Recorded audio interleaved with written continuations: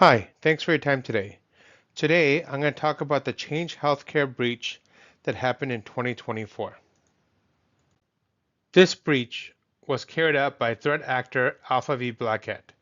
It resulted in national disruption of healthcare payments. $872 million of financial impact was written off by United Health Group, the parent company of Change Health. It also required a $22 million ransom to be paid to resolve the breach.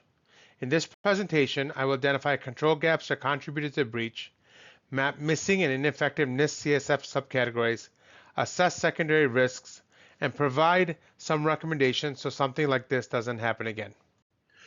Change Health is a high-value ransomware target. It runs legacy systems, requires high IT availability for tying critical processes with financial workflows everywhere. It is one clearinghouse that affects thousands of providers. Their breach may have been mitigated or prevented with some steps, including isolating of critical infrastructures, addressing gaps in identity protection, network segmentation, and incident contamination.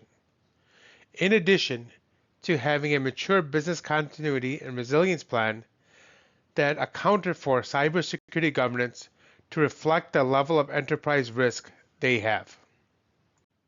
I'm going to utilize the NIST CFM framework to identify two functions where gaps existed. I'm going to jump into their subcategories, look at the likelihood of those gaps being exploited, understand the impact of those gaps being exploited, and come up with a risk score. In the NIST CSF function protect, under the category Identity Management Access Control, three subcategories were identified having a gap. Under the category Protected Technology, at least one subcategory was identified as having a gap. I'm going to talk about the subcategories of category Identity Access Management. The first one is Access Control 1. Identities and credentials are managed. For this risk, I gave a score of 25. The servers at Change Health were running older technology that had not been upgraded or integrated into UHG's standard identity governance framework following the 2022 acquisition. The next subcategory is Access Control 4. Permissions are managed. For this, I gave a score of 20.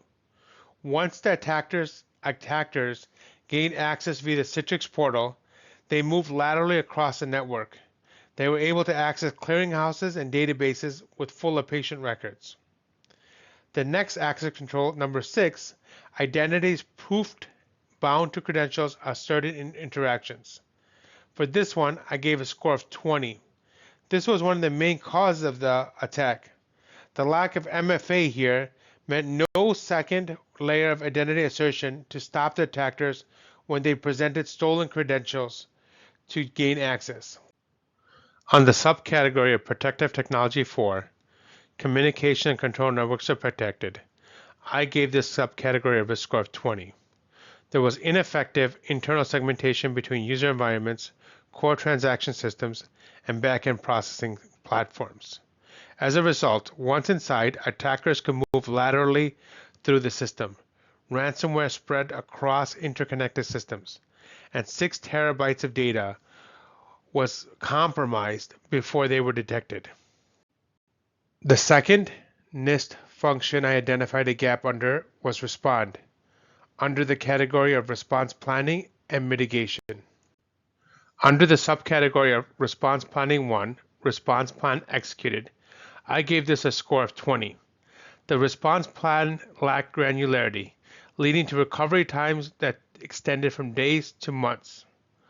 Under the subcategory Mitigation 1, Incidents Contained, I gave this a score of 20. The ransomware attackers had 9 days before they were identified in the system. Early containment opportunities were missed. In addition to the issues faced by Change Health, many others suffered from this breach. Patient care was delayed, staff had to resort to manual processes. PII and PHI data was sold for identity theft and social engineering. Third-party vendors were exposed to additional vulnerabilities and reputation risk. For the protect function, I will give 4 high-level recommendations. For access control 1, have credential lifecycle governance. For access control 4, give least privileges and separation of duties. For access control 6, have strong identity proofing, authentication assurance, phishing resistant MFA. And for protective technology member 4, have zero trust aligned network segmentation. Similarly, for the response function, I've got 2 general recommendations. For response planning 1, response plan executed, have pre-approved major incident playbooks for ransomware and other threats. The decision roles as well. For response mitigation number 1, incidents contained, be able to implement rapid containment runbooks, isolate endpoints, disable accounts, block IOCs, and freeze high-risk integrations. Here, I present a roadmap to fortify the protect function and respond function for the key subcategories talked about in this presentation. The roadmap gives specific recommendations for the immediate term, the midterm, and the long term that will prevent incidences like this from happening and be able to respond to them if they do. Thank you for taking the time to listen to my presentation. And these are the references that I've used in the creation of my notes for the talking and of the slide. Thank you so much for all your time.